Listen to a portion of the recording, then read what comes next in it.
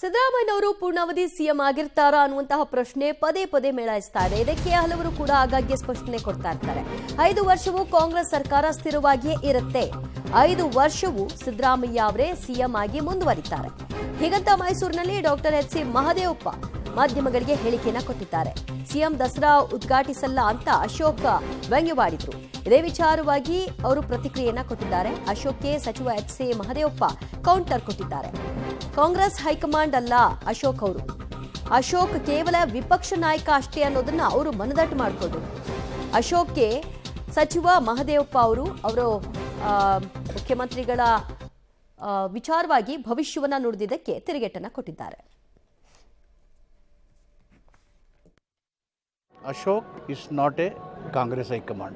He is a opposition leader in BJP party. They have nothing to speak about the Chief Minister post in Congress. Siddaramaiah is Chief Minister.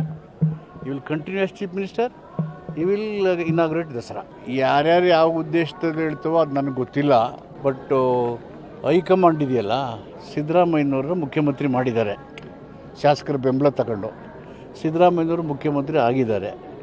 ಸಿದ್ದರಾಮಯ್ಯವರು ಮುಖ್ಯಮಂತ್ರಿಯಾಗಿ continue ಆಗ ನನ್ನ confidence ಸಂಪೂರ್ಣವಾಗಿ 5 ವರ್ಷ ಕಾಂಗ್ರೆಸ್ ಸರ್ಕಾರ ಕರ್ನಾಟಕದಲ್ಲಿ ಇರುತ್ತೆ.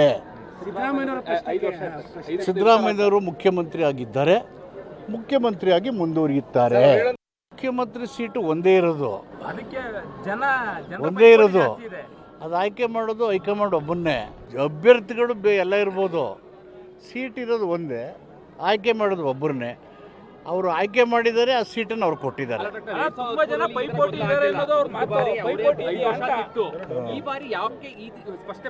ಈಗಲೂ there is no confusion in Congress. Absolutely there is no confusion.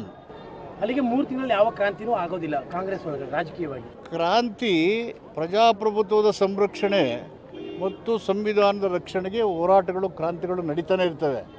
ಆದರೆ ಕಾಂಗ್ರೆಸ್ ಸರ್ಕಾರದ ಸ್ಥಿರತೆ ಮತ್ತು ಅಸ್ತಿತ್ವದ ಬಗ್ಗೆ ಯಾವ ಗೊಂದಲಗಳನ್ನೂ ಇಲ್ಲ.